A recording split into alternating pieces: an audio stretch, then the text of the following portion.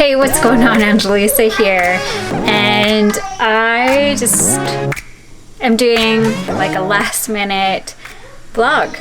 I haven't done a vlog for like a year, I want to say. It's been a while.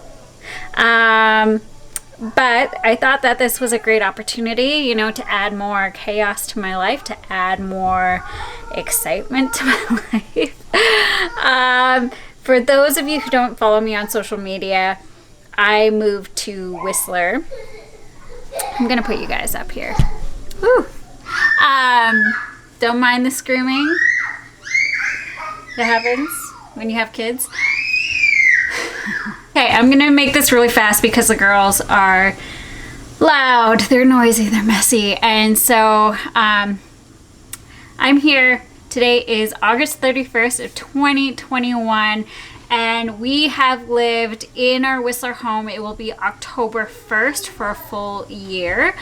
We're renting. We wanted to check out Whistler for what it was. It's been my dream goal to live in Whistler, to be in Whistler, especially in an A-frame home. And I'm going to show you guys quickly just the living room and kind of the kitchen.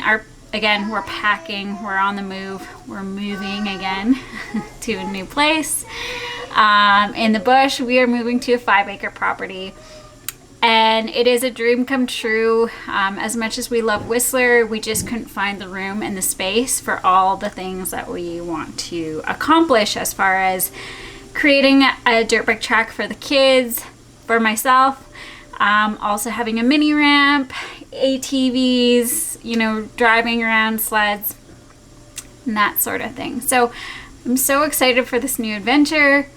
But for now, I'm still in Whistler. I'm still here in this beautiful A-frame, and I'm just going to show you guys. This is my little nook of an office. I don't have my computer set up, but you can just kind of see where I do some of my podcasts and my throttle talks. So this is my cute little window. As you can see, the Braap Babe's mobile. Oh, she's not focusing. Braap Babe's mobile is out there. So this is my little nook. It is super tiny, really tiny, but I absolutely love it.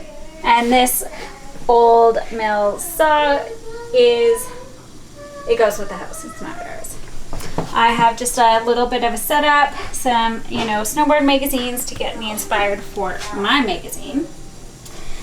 And over here is my living room. Now I don't know where the girls went, but this is the living room. Oh, I see a little one.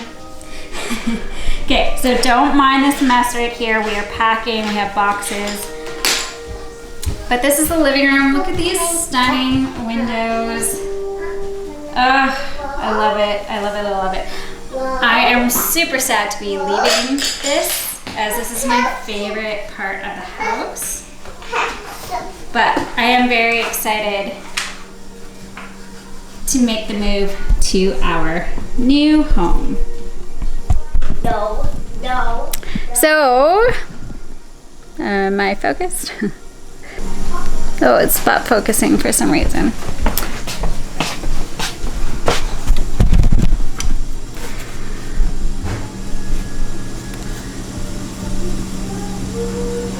Okay. Got myself focused. So again, love this place, and it does make me sad. We did have an opportunity to buy, but we do live on a very busy street, a street that makes me quite anxious, especially when I have a 2-year-old who bolts in front of vehicles. And I mean, I know I can't have it all things perfect, but I did have a traumatic experience when I was younger, watching my dog get hit by a car. So anyways, I just don't want that to happen to my kids.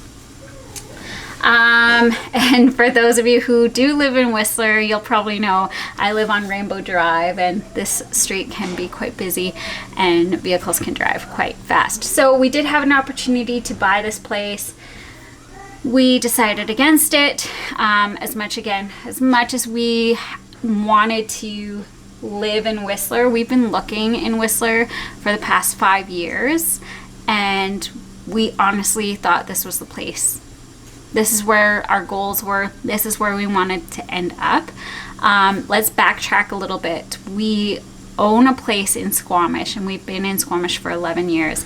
And actually, we listed our place early August. I want to say it was like, or July 31st, I think we listed it. And the next day, we had a strong offer. So we sold it right away, which is no surprise there.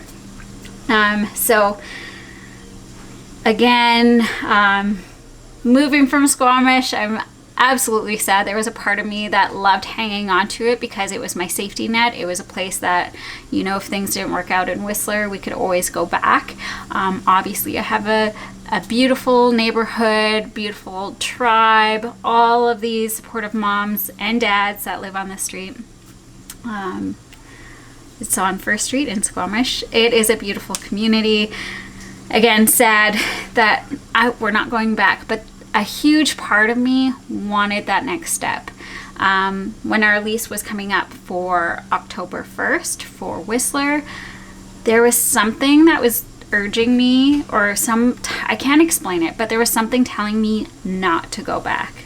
You know, stay here or try to make something work, find that dream home of yours, and it will all work out. And so that was actually in June when actually Stella's school called me, and they heard that we were moving back to Squamish, and they wanted confirmation, but I couldn't confirm it.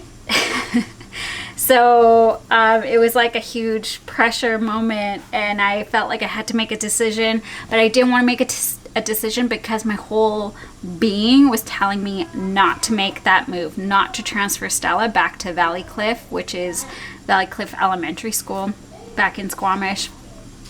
Don't know what it is, but that was my urge. That was my sensation. That was my whole being like refusing it. So I went on a trip, thought about it, and we came back from that trip, my husband and I, and we started looking at acreages, and lo and behold, we found our dream home. We found a all right, my battery died, but lo and behold, we found our dream home and our dream space. And yeah, it's a 5-acre property. It's in the bush. There's no cell service. We will have Wi-Fi, so don't worry. I will still be doing what I'm doing with Braap Babes for myself, my job. But I'm so excited. I'm really excited for this new adventure. September always means to me like new beginnings, new adventures, and it always seems every year, at least for the past 4 years, there has always been a new beginning. Whether it was buying our Revelstoke property, whether it was building an ensuite at our Squamish house. Last year it was finishing our house in order to move to Whistler.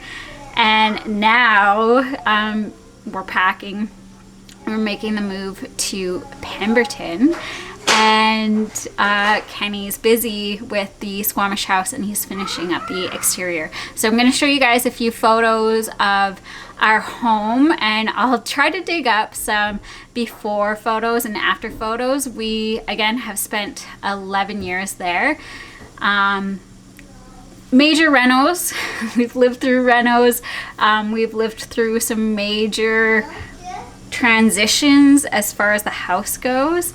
Kenny did a beautiful job, and obviously he wants to finish the job. So the finishing is the exterior, and we're finally finishing it. I painted these hardy boards black. This was like 4 years ago, and we're finally installing them. So I can't wait for that to be done and over with, and for the new owners to appreciate all of Kenny's work, because he put in so much time and effort. His heart and soul really did go into that project. So I'll show you guys some photos, and I hope you can see how much work was put in. So with our Pemberton house, we're moving into a roundhouse. Lots of people call it a yurt. It's about 1,600 square feet, just a little over. And it's unique, it's different. I want to call it like my farmhouse, my dream house. It is, if you guys know me, or you kind of get the sense of me in a way, I'm all about like being different, uniqueness, creativity, and this house really screams that. Like, you don't see a whole lot of places that are round.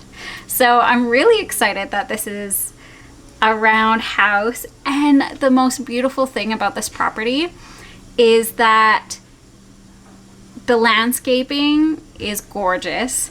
It's ready for us to build our dream garage, our dream shop, my dream workout room, my dream office. Also, we're going to be creating an Airbnb, whether it's going to be an A-frame, a cute little A-frame Airbnb, or like a container, but make it really unique and cool. So we have so much in the works, so many plans. And yeah, I just like gotta pinch myself because I can't believe that all of this has happened in such a short amount of time.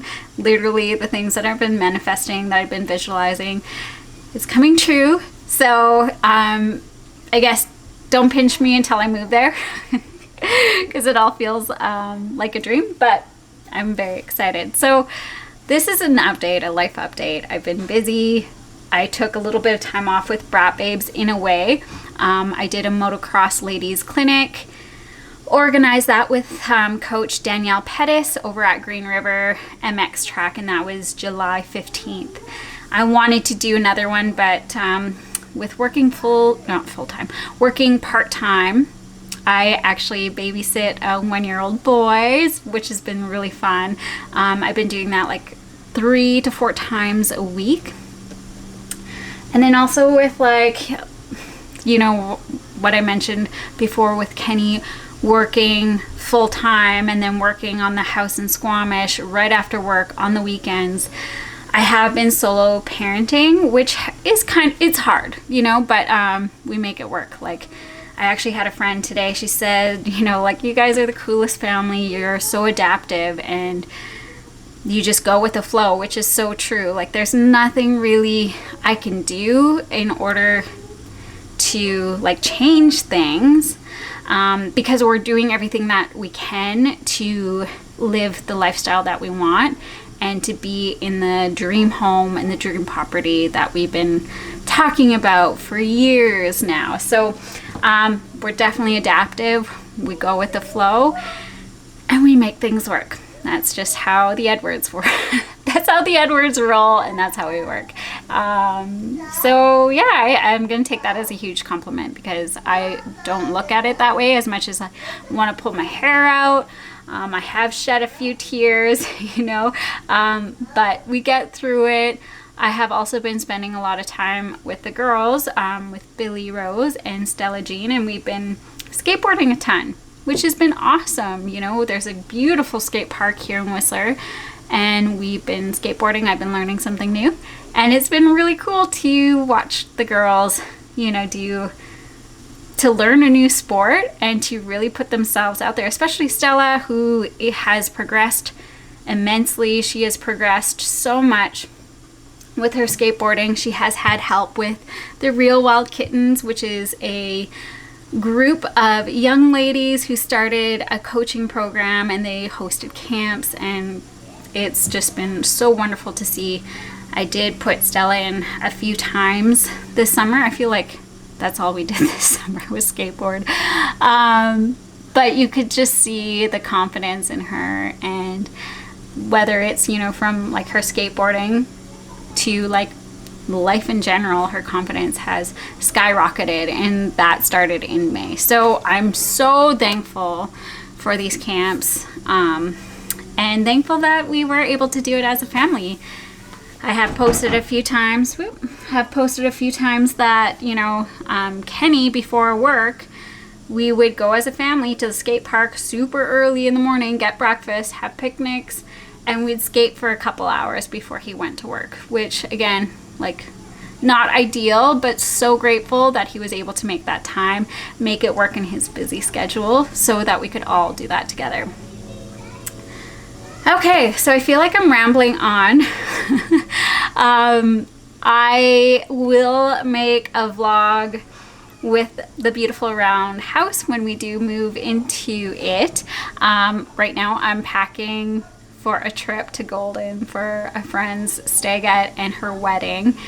And then we come back, boom, school starts, and then the packing of the house really is going to be in full force. So again, I'm not going to be as active on the social media platform for Braap Babes, but as soon as I moved in, as soon as I'm settled, I will be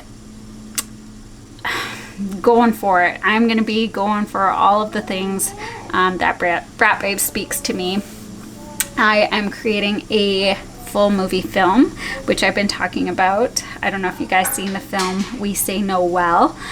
If you can YouTube search it, or I can drop the link in the notes, but you guys can check that out. We created that video last April of 2020. So we did some filming this year. Of course, it was hard with COVID, budgets and all that stuff, but we were able to make something work, and we have a really cute collective, I guess, boutique-y, soulful video that's coming your way, and I hope to drop it at the end of October, if not early November, to get the stoke, to get fueled up for the winter, and to arouse the excitement that we all have in us. And I know September, October, November, these are the months that we yeah, I'm sure most of you guys are like me. You guys get so excited. Like, I actually work so hard, and I've always done this since I was in my teens. Worked so hard in the summers so that I could really focus on my winters. So that was my winter sports. And it was always August, September, October when I would like start doing my search, and I still do this to this day, is like do my search on what's dropping, who's dropping what companies are dropping the newest gear, the newest products, what trips I can plan for the year, and get my girlfriends like as stoked as I am, like start that stokedness, start that excitement, because the September, October are the months where I start to really prepare in sledding for, I guess, my winter sports. Lots of visualization, lots of hard work that goes into my physical and mental well-being, taking care of my body, which I should do all the time, but those are my months to like really go for it. And then also to get cozy and watch a whole lot of sled films. And also dirt bike films, right? And gathering friends together to do that stuff. So I actually have a few cool things coming my way. I'll do another vlog on this separately, and I'm hoping to do a podcast with this person that reached out to me. And it's actually about a sled film, an all-women sled film that came out, I want to say 10 years ago. Anyways, exciting stuff. I'll talk about that more later. So anyways, that's it. That's what I have for you today. It's August 31st, guys. August 31st. I hope you make it a good one. Enjoy the last day of August. Embrace September for what it all is. New beginnings, routines, the excitement, weather change, fall, all the coziness, all the pumpkin spice latte, even though I don't like pumpkin spice lattes. But here's your permission to start embracing all the fall things. I love you guys, and thank you so much for tuning in. Okay, can't wait to share my story with the Roundhouse and my move to Pemberton in the bush.